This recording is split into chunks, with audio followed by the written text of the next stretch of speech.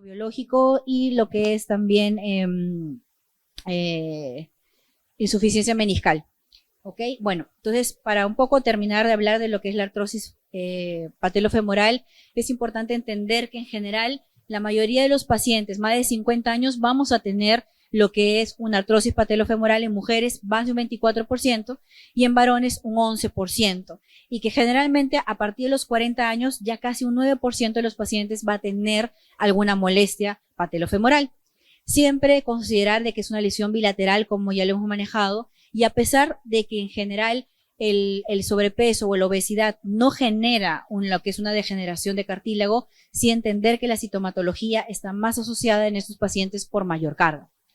La clínica de la artrosis patelofemoral aislada es una clínica que el paciente lo tolera mucho tiempo.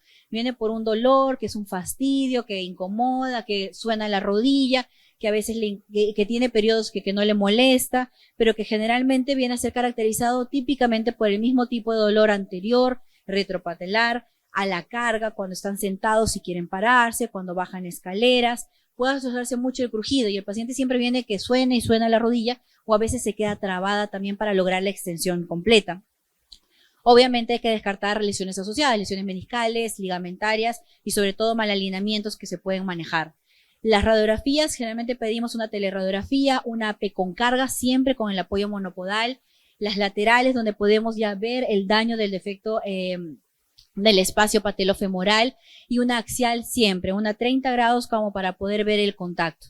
Generalmente la principal clasificación que vamos a manejar para artrosis patelofemorales está la clasificación de Iwano, donde nos dice que hay un remodelamiento, el grado 1, donde vemos una superficie esclerosada, pero que ya involucra lo que es un sufrimiento subcondral.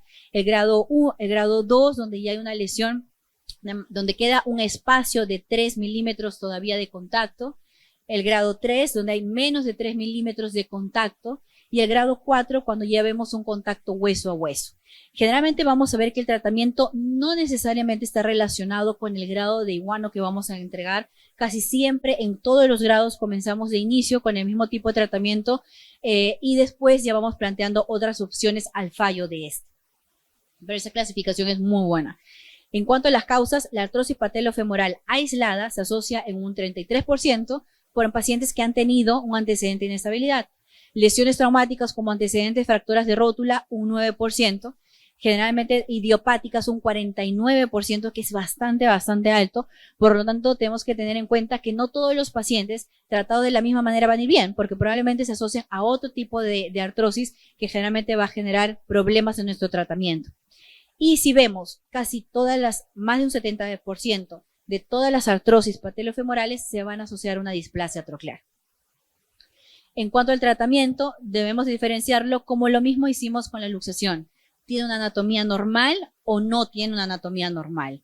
El tratamiento conservador siempre va a ser de inicio la primera opción, y en eso se basa lo que es el manejo del dolor, lo que es antiinflamatorios, hielo, terapia física, adecuar un buen programa de rehabilitación nuevamente. Eso tiene que ir de la mano cuando tratamos un problema patelar.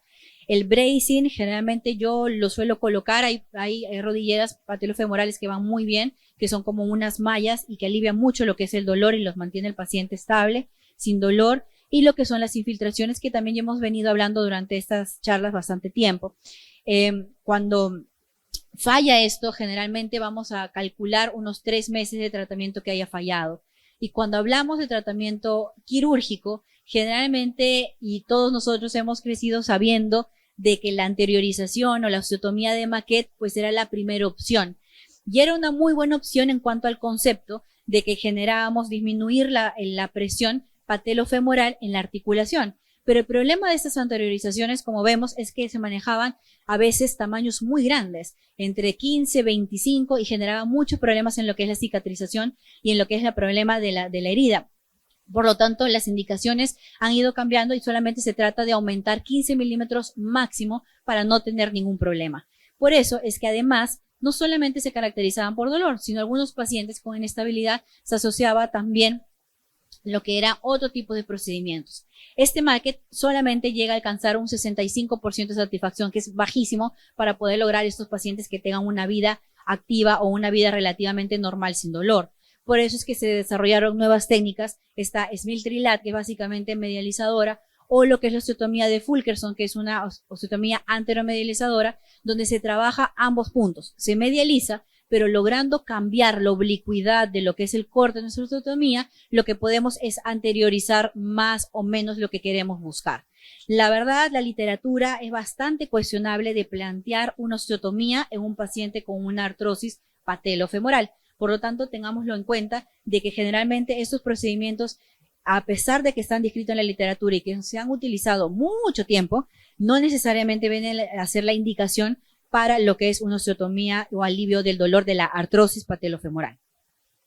Cuando hablamos de prótesis, que también vienen a ser una muy buena indicación, tenemos ya toda la evolución de lo que vendría a ser las primeras generaciones, que vendrían a ser las tipo inlay, que eran aquellas que iban sobre lo que era el cartílago dañado nada más, pero el problema eran aquellos pacientes con displasia troclear. Y para eso comenzamos a avanzar a la segunda generación, los que son las onlay, que casi hacen como el reemplazo de una rodilla total, donde ya involucra cambiar un poco lo que es si hubiera una displasia troclear. Cuando vemos las tasas de revisión de las prótesis patelofemorales, vemos que todavía hay literatura que habla que es muy alta en algunos casos, pero a mayor seguimiento, menor tasa de revisión. Creo que hay mucha literatura que actualmente avala de que es una muy buena opción de tratamiento para las prótesis patelofemorales, para las artrosis patelofemorales. Sin embargo, al menos en Perú nosotros no tenemos experiencia con lo que es ese tratamiento, por lo tanto vamos a ir viendo cómo nos va. Lo que nosotros sí manejamos es ese tratamiento, que son las facetectomías. Las facetectomías hay que tratar de manejarlas y entender que no van a aliviar, no van a realinear, simplemente nos permite aliviar el dolor, porque nos descomprime en la parte lateral de la faceta lateral. Por lo tanto, busquemos al paciente que tiene inestabilidad, que se esluxe su rótula, no viene a ser el candidato para esto. Eso solamente nos alivia lo que es el dolor. Y dentro de esto utilizamos lo que son las facetectomías por vía artroscópica. Y estas facetectomías por vías artroscópicas son para lesiones bastante pequeñas. La verdad, uno no puede controlar mucho cuánto va a liberar. Necesitamos fresas o los burros especiales y muchas veces lo acompañamos también con una liberación del retináculo. Acordémonos que ya las liberaciones propiamente dichas no serían como que las más adecuadas para utilizar. Por lo tanto, la verdad, a mí no me gusta mucho hacerlo de manera artroscópica. Solamente un paciente alivia el dolor de esta vía artroscópica con un 60%. Yo prefiero la abierta, la verdad es mi técnica favorita, me gusta mucho, van bastante bien y están indicadas principalmente, la técnica es bastante sencilla como se las voy a mostrar, es una incisión más o menos de 3 a 5 centímetros, lateral. Podemos manejar con este abordaje la resección de lo que son osteofitos, incluso también en lo que encontremos en tróclea. Hacemos una osteotomía vertical más o menos entre 10 a 15 milímetros y los pacientes van a tener un 85% de satisfacción y sobre todo un porcentaje bajo a lo que es conversión a un reemplazo total de rodilla a partir del 5º año de operado. Este es una paciente que tenemos mujer, 48 años, profesora, que ha fallado a todo el tratamiento conservador. Ella vino ya con esta resonancia magnética, se ha infiltrado, ha hecho terapia, todo no nos funcionó y le planteamos la posibilidad de hacer lo que es una facetectomía. Le hacemos siempre a los pacientes el abordaje artroscópico, la incisión, como le dije, 3 a 5 centímetros. Algunos suelen involucrar lo que es el portal lateral. La verdad no lo necesitamos. Hacemos lo que es la identificación del retináculo lateral. Nos separamos. Hacemos una buena disección para poder llegar exactamente a la estructura ósea de lo que es el borde de la patela que queremos resecar. Si vemos en los portales, aparte del lateral, tenemos uno supra, que es para poder ver el tracking patelar también. Con una sierra oscilante hacemos lo que hemos calculado. Generalmente siempre me voy casi a 15 sin ningún problema, 15 milímetros. Colocamos por debajo de lo que es esta superficie de hueso un separador o algo que nos alivie para no llegar con la sierra hasta la parte de la tróclea también. Y una vez que vamos con un osteotomo fino, terminamos de hacer el corte para no poder lesionar el cartílago. Y eso es lo que venimos a resecar de la facetectomía y eso es lo que nos queda después, con un paciente con muy buenos resultados. La verdad ya evolucionó bastante bien en lo que es alivio del dolor. Y también tenemos aquellos pacientes que son secuelas de fracturas, como este de 62 años, con antecedente de fractura de patela, con limitación funcional, la rodilla casi la tenía bloqueada, si ustedes ven, se ve bastante lesión a nivel lateral y sacamos mucho más de hueso. Por lo tanto, él también evolucionó bastante bien. Esta técnica la venimos haciendo ya no unos 2, 3 años en estos pacientes con artrosis patelofemoral terminales que han fallado mucho tratamiento conservador, que han fallado lo que son a infiltraciones también. Y bueno, y básicamente porque pues en nuestro mercado al menos no tenemos lo que es algún reemplazo patelar, no tenemos prótesis patelofemorales, y eso nos permite aliviar lo que es el dolor, descomprimir esta área, y al menos hasta ahorita no hemos tenido ningún problema al respecto. Para llevar a casa, siempre entender que la artrosis patelofemoral tiene una indicación y tiene una etiología. Es diferente un paciente que es inestable, es diferente un paciente que tiene un mal alineamiento, es diferente un paciente que tiene solamente una lesión condral aislada. Siempre el tratamiento conservador va a ser de primera línea, y lo que es una facetectomía, al menos como le dije que es mi técnica favorita, es una muy buena opción. Nosotros ya no utilizamos lo que son anteriorizaciones, o sea, osteotomías de anteriorización, y estamos yéndonos un poco más a lo que vendrían a ser esas facetectomías con buenos resultados también. Muchas gracias.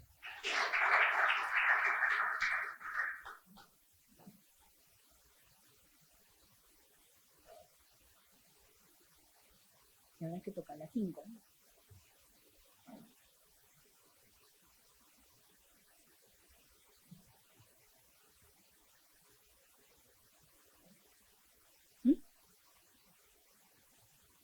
Ok. Ahora, terminando ya lo que es un poco patela, vamos a hablar un poco más de otro tipo de lesión que vendría a ser lo que es insuficiencia meniscal, que es uno de los diagnósticos que quizás es un poco más difícil de nosotros, no tanto de diagnosticar, sino de poder tratar y de enfocar mejor a lo que es el paciente. Ya sabemos que las lesiones meniscales pues son las lesiones más frecuentes, incluso se reporta hasta ahora más de 700,000 meniscectomías por año en Estados Unidos, o sea, es un montón de lo que seguimos haciendo meniscectomías. Pueden ser, ya sabemos, las lesiones meniscales traumáticas, degenerativas, pero muchas veces cuando nos enfrentamos a un paciente en una artroscopía, a veces no ponemos a pensar un poco más allá de las consecuencias que estamos logrando con el tratamiento que le estamos dando. Y efectivamente, la insuficiencia meniscal lo que nos va a llevar es un deterioro progresivo de nuestra articulación. Esa insuficiencia meniscal nos estamos refiriendo a la ausencia o a lo que es la remodelación o lo que es tener un daño del menisco que no hemos reparado. ¿Quién no ha tenido estos pacientes que de repente han venido y han tenido 2, 3 artroscopías, la misma resección meniscal, y siguen con dolor, incluso después de operados, persisten con dolor o incluso tienen más dolor? Entonces, a veces vienen con una resonancia y sale lesión meniscal y lo volvemos a operar. Entonces ya tiene tercera, cuarta cirugía. Entonces esos pacientes ya vienen con una insuficiencia meniscal y debemos de enfocarlos de otra manera como para darle un tratamiento adecuado. Y esta es la principal razón que ya sabemos, la parte biomecánica. La parte biomecánica permite saber que el menisco nos permite dar un soporte y una distribución de cargas a lo que es la articulación, y que cuando ya no lo tenemos, eso solamente se va a centrar en un solo lado, generando la degeneración de este cartílago también. Está demostrado en la literatura que después de una meniscectomía se va a disminuir el espacio 2 milímetros por cada año, que es un montón. Por lo tanto, tenemos que tener en cuenta cómo vamos a tratar de resolver esto. Ya sabemos la parte anatómica, la parte del menisco medial, la parte de lo que es el menisco lateral, que manejan muy bien lo que es la distribución de las cargas y que permiten además tener ligamentos, tanto coroideos como a nivel de posterior, que los permiten sostener para poder proteger lo que son las raíces. Nuestro menisco medial sabemos que está bien adjunto a lo que es la cápsula, tiene menor movilidad a comparación de lo que es nuestro menisco lateral, por lo tanto, cada uno tiene funciones diferentes para lo que son distribución de cargas por el tipo de movimiento que nos va a dar. El menisco medial siempre controla mucho más anteroposterior y el menisco lateral siempre controla mucho más rotacional. Pero los problemas que podamos tener en cuanto a la falla de lo que es una cirugía, muchas veces las relacionamos también a lo que es la vascularidad de este menisco. Ya sabemos que tenemos una zona roja, roja-blanca y una zona blanca, que muchas veces con eso podemos permitir saber o indicar algún tipo de tratamiento. La parte del compartimento lateral, el 50% de la carga se va a manejar en extensión y un 85% en flexión. Cuando resecamos un menisco lateral, esto aumenta a un 200, a un 350% de carga. Imagínense cuánta carga puede soportar esta articulación sin un menisco lateral. Y en el menisco medial pasa casi similar, solamente que cuando resecamos un menisco medial incrementa lo que es la carga un 100% nada más.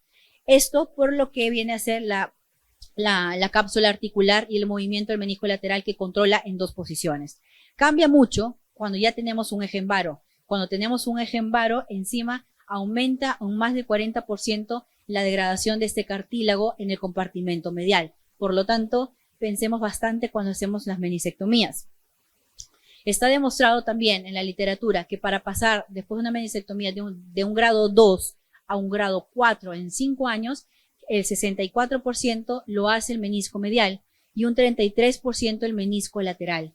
Cuando hablamos en deportistas, generalmente de alta competencia, casi todos se les realiza una meniscectomía, el 40% va a tener una evidencia a los 4 años, más del 80, casi un 90% va a tener una evidencia de artritis a los 15 años, que es generalmente toda su carrera futbolística, y un 8% hace síntomas de osteoartrosis al menos en 5 años. O sea, es bastante lo que estamos generando. Muchos de estos deportistas, solamente un 46% reducen lo que es la actividad y un 6% dejan lo que es la alta competencia. Entonces tengamos presente de que más allá de lo que cuando nos enfrentamos a un deportista profesional y tenemos que devolverlo muy rápido, pensemos en lo que estamos haciendo en su cartílago también. La clínica de este síndrome post-meniscectomía viene a ser, primero tenemos que preguntar qué es lo que se le hicieron, cuántas cirugías tienen. Muchos nos vienen con una, muchos vienen, sí, me hicieron una hace mucho tiempo, y vienen con 2, 3 cirugías previas, tratamientos de rehabilitación, tratamientos de lo que es infiltración, o sea, muchos tratamientos que vienen. Este paciente después de operado tiene un tiempo libre, donde va muy bien, y generalmente dice, no me dolía, estaba muy bien, y de pronto me volvió a doler, un dolor muy punzante, un dolor muy agudo en la línea articular. Entonces, esto de aquí se asocia algunas veces con lo que es un derrame articular, y lo que es al examen físico es muy importante por la degeneración del cartílago, evaluar lo que son lesiones asociadas, hacer que el paciente camine, ver algún mal alineamiento, tanto en valgo, tanto en varo, ver la instabilidad, dolor, palpar en la línea articular, que es muy típico, el dolor típico, y sí es importante ver que acá las pruebas meniscales ya no nos sirven mucho, ya acuérdense que ya no tenemos menisco, por lo tanto, las pruebas meniscales que le hagamos probablemente no nos va a servir para nada. El dolor típico es ese dolor agudo, punzante, a nivel de lo que es línea articular del menisco reseccionado. Cuando hacemos los estudios de imágenes, principalmente las radiografías, nos va a permitir ver el alineamiento. Si tenemos una desviación de lo que es nuestro eje, que podría cambiar un poco lo que es nuestra opción de tratamiento. Vemos también, pedimos en túnel o una Schultz, que son más o menos 30 grados, como para poder ver el colapso posterior de esta articulación. Muchas veces vemos una anteroposterior en carga, con un espacio bastante bueno, pero cuando hacemos ya para a 30 grados, vamos a ver el colapso del compartimento, que ya también nos indicaría qué otras opciones podamos tener también. Y una radiografía axial en 30 grados, como para poder ver el estado de nuestra articulación patelofemoral. No porque hayan contraindicaciones, pero sí a veces nos cambian un poco las opciones de tratamiento si es que está asociado a otra artrosis también. La resonancia magnética, que es importantísima en estos casos donde vamos a ver la mayoría de los efectos, y es importante que ustedes lo puedan detectar y saber que existe esta patología. La mayoría, cuando hace una resección, vamos a ver este paciente con una edema subcondral o con un sufrimiento subcondral. Vamos a ver incluso algunos quistes o algunas erosiones y completamente ausente lo que es el menisco. Esto de aquí, cuando ya lo vemos, que a veces vemos bastante en el consulta, ya nos habla de una insuficiencia meniscal. Entonces, este paciente no podemos tratar de enfocarlo solamente con lo que es la parte menisco, sino también a nivel de lo que es la estructura subcondral. La idea del tratamiento pues es que el paciente no tenga dolor, y para que no tenga dolor podemos tener opciones tanto quirúrgicas como no quirúrgicas. Dentro de las no quirúrgicas casi ya les he planteado todas las opciones. Hielo, analgésicos, podemos hacer un buen programa de rehabilitación dirigido principalmente a lo que es ultrasonido, magneto, incluso algunos hablan de lo que son ondas de choque directamente a lo que es línea articular, pero sin mucha evidencia clínica también, lo que es el uso de infiltraciones, tanto viscosuplementación, hacia lo que es plasma rico en plaquetas o el uso de brace, si es que tenemos también algún mal alineamiento ligero. Generalmente en un varo podemos poner una rodillera antivaro o antivalgo de acuerdo a lo que queramos para poder descargar al paciente mientras se adecua a lo que es el tipo de tratamiento. Nuevamente con esto vamos a ir viendo cómo va evolucionando y cómo va mejorando. Probablemente con todo esto pueda mejorar, pero hay que ver a largo plazo cómo vamos a mantener. Si es un paciente que ha sido con una meniscectomía casi total o subtotal, el ácido hialurónico que funciona el reticulado como un andamiaje, como un colchoncito, creo que sería una de las primeras opciones para poder manejarlo. Y dentro de lo que vienen a ser las opciones quirúrgicas, siempre nos plantean la opción, un trasplante meningeal.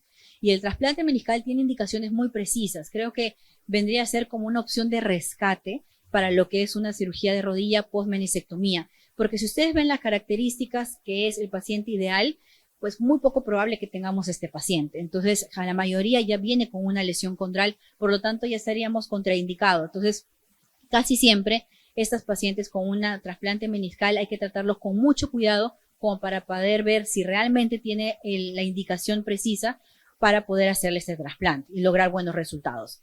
Aún así, tiene un 32% de fallas, que la verdad es poco, tiene un 70% de beneficio, por lo tanto, tenemos que conocer al paciente indicado como para poder plantearle esta opción.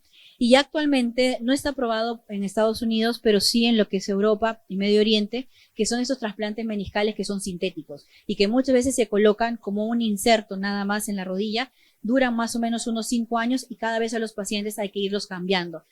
Tiene muy buena literatura, ha sido descrito por primera vez en Israel. El problema es que no ha sido aprobado por el FDA por la misma razón de que requiere cambios. Entonces, como se va gastando, hay que volverlo a cambiar, pero la verdad no requiere como un nuevo implante de revisión. Por lo tanto, irlos cambiando creo que no sería una muy mala alternativa. El problema son las cirugías continuas que vamos a tener después de cada 5 años. Lo que nosotros planteamos muchas veces es cuando hay alguna deformidad de eje, son las osteotomías.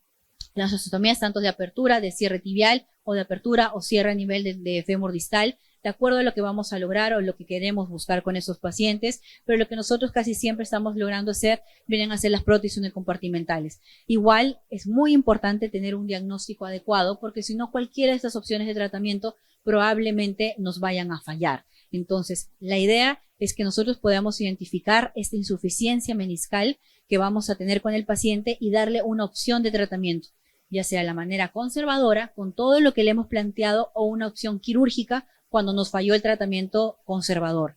Dentro de las opciones quirúrgicas, las osteotomías vienen a ser todavía una muy buena indicación, salvo que tengamos que hacer procedimientos asociados. La osteotomía para lo que es descargar lo que es la articulación, pero si ya tenemos una degeneración muy marcada y con un colapso a nivel de lo que es la articulación, probablemente me inclinaría más a un reemplazo articular. Para finalizar esta charla, es importante entender la función del menisco. O sea, la mayoría, creo que casi siempre podemos hacer una meniscectomía, es mucho más sencilla, nos quitan menos tiempo, el paciente se recupera muy rápido, pero sí tenemos que pensar en todo lo que estamos generando a la larga con este paciente. Siempre ver lesiones asociadas, sobre todo lesiones de mal alineamiento, que se asocian mucho con una meniscectomía previa, y que a veces tenemos pacientes que le hemos hecho una meniscectomía y vienen a los 5 años con un varo o con un valgo, y es probablemente la evolución natural de lo que hemos causado. La validación es valorar las opciones de tratamiento, siempre intentar siempre el tratamiento conservador de primer inicio, y creo que eso está por demás, que tratemos de salvar el menisco en la medida que podamos hacer. Muchas gracias. Ay, mi fotito. ¿Puedes poner la anterior, la última diapositiva? La última diapositiva de la anterior, de la que acabo de terminar. Y bueno, la última charla era sobre lo que es ortobiología en rodilla degenerativa. Yo le he tratado de cambiar un poco y darle otro enfoque porque ya hemos hablado casi todas las charlas lo mismo. Entonces he tratado de poner algo un poco más discutible, que vendría a ser la aumentación biológica en reparación de menisco y cruzado. Pero no quiero irme antes sin poder agradecer a un amigo mío que vendría a ser Fernando. Lo conozco cuando era chiquito y cuando comenzó en el hospital con nosotros. Gracias a él, a Antolín, nosotros hemos podido comenzar todo lo que vendría a ser este contacto o esta familia que tenemos entre República Dominicana con nosotros. Ellos han aprendido mucho y creo que nosotros también hemos aprendido mucho de ustedes. Creo que hemos formado un gran equipo con todas las demás generaciones que han venido a rotar con nosotros. Así que bueno, creo que siempre vamos a poder ser una familia y siempre muy agradecida por la invitación. Fer.